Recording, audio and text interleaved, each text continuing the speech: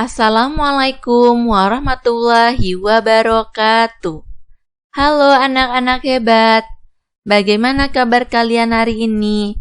Semoga kalian dalam keadaan sehat dan selalu dalam lindungan Allah.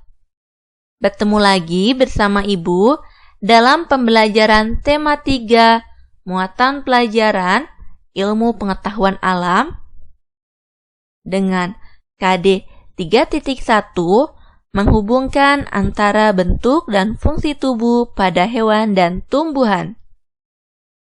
Mari kita mulai pembelajaran ini dengan membaca basmalah. Bismillahirrahmanirrahim.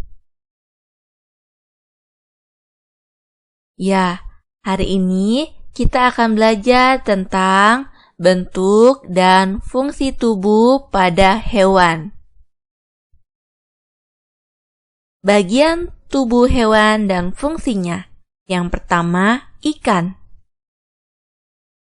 Sisik berfungsi sebagai pelindung tubuh. Mata berfungsi untuk melihat lingkungan sekitar. Insang berfungsi untuk bernafas. Badan yang ramping memudahkan ikan bergerak di dalam air. Ekor berfungsi untuk membantu pergerakan di air. Sirip berfungsi untuk berenang. Yang kedua, kucing.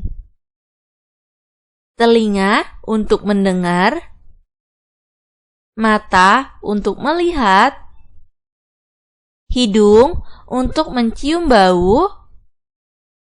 Rambut berguna untuk menutupi tubuh. Misai untuk mengetahui keadaan sekitar. Kaki sebagai alat penggerak. Ekor berguna untuk keseimbangan. Yang ketiga, burung. Paruh untuk makan. Cakar untuk bertengger. Mata untuk melihat. Sayap untuk terbang. Ekor untuk keseimbangan. Yang keempat, katak. Kulit untuk melindungi tubuh dan sebagai alat pernafasan. Kaki belakang untuk melompat dan berenang. Selaput kaki untuk berenang. Mulut untuk makan. Mata untuk melihat. Kaki depan untuk melompat dan berenang. 5. Ayam. Paruh untuk makan. Kaki untuk berjalan. Mata untuk melihat. Sayap sebagai alat gerak tubuh. Yang keenam, kura-kura. Kaki untuk berjalan. Tempurung untuk melindungi tubuh. Leher untuk menggerakkan kepala. Hewan berdasarkan tempat hidupnya. Hewan memiliki karakteristik tempat hidup yang berbeda-beda. Ada yang hidup di darat, di air, serta di darat dan di air. Hewan berdasarkan tempat hidupnya. Di darat, hewan yang hidup di darat biasanya disebut dengan hewan darat. Contohnya, ayam, kucing, sapi, singa, gajah, burung, bebek, kupu-kupu, semut, dan lain-lain. Di air, hewan yang hidup di air biasanya disebut dengan hewan air.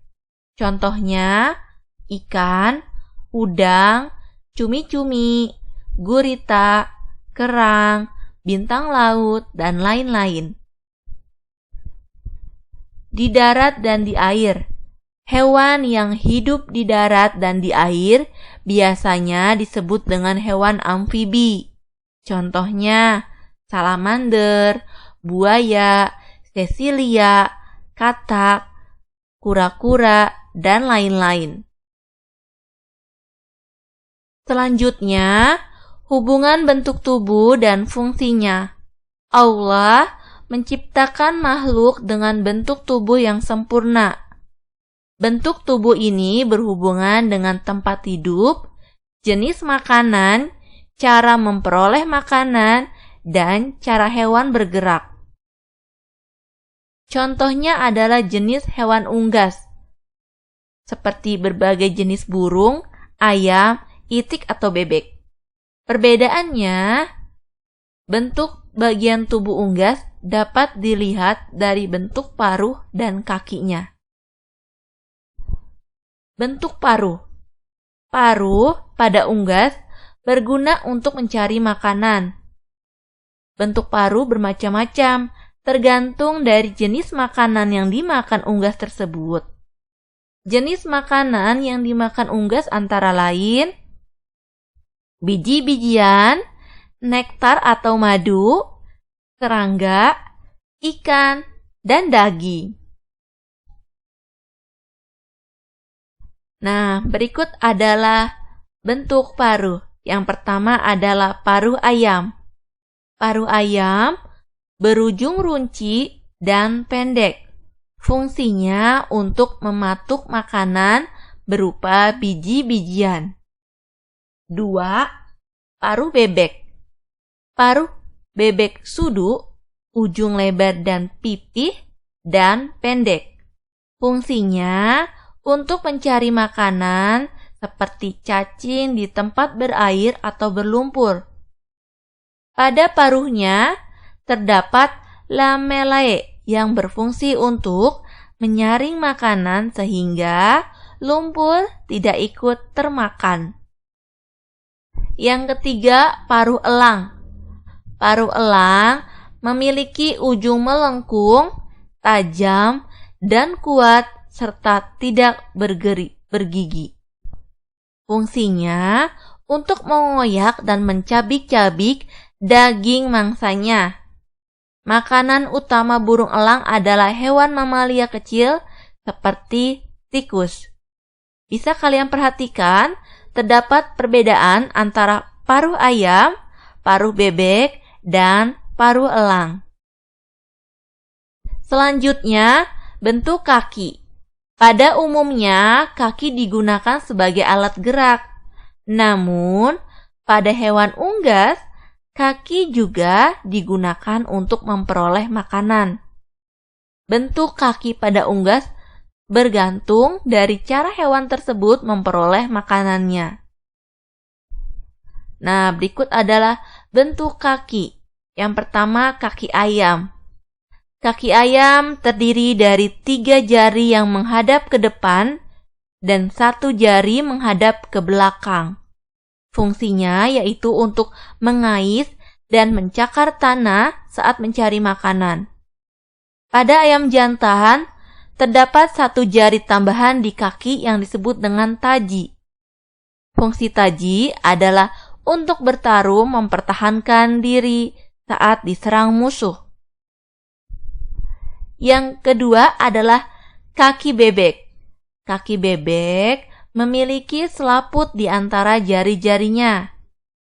Fungsi selaput adalah untuk memudahkan bebek saat berjalan di tempat berlumpur sehingga tidak tenggelam dan membantu saat berenang. Yang ketiga adalah kaki elang. Kaki elang berbentuk kokoh, kuat, dan memiliki kuku yang melengkung tajam. Fungsinya untuk menangkap dan mencengkram mangsanya. Selanjutnya, jenis hewan dan manfaatnya. Manfaat hewan bagi manusia adalah sebagai berikut. Yang pertama, sebagai bahan makanan, contohnya ayam yang dimanfaatkan daging dan telur, sapi yang dimanfaatkan daging dan susu, kerbau yang dimanfaatkan daging, kambing yang dimanfaatkan daging dan susunya, dan bebek yang dimanfaatkan daging dan telurnya. Yang kedua, sebagai bahan membuat tas, pakaian, sepatu kulit, contohnya adalah kulit ular, sapi, dan buaya. Yang ketiga, sebagai bahan pembuat kain, contohnya bulu domba dan kepompong ulat sutra. Yang keempat, digunakan tenaganya untuk membantu manusia bekerja, contohnya kerbau, sapi, kuda, dan anjing pelacak. Allah menciptakan banyak hewan yang dapat dikonsumsi oleh manusia. Allah memberikan rambu-rambu bagaimana kita memperlakukan hewan agar halal dikonsumsi oleh kita. Seperti dalam Quran Surat Al-Ma'idah ayat 3. Sekian pembelajaran kita pada hari ini. Semoga bermanfaat dan dapat dipahami dengan baik. Terima kasih anak-anak hebat. Wassalamualaikum warahmatullahi wabarakatuh.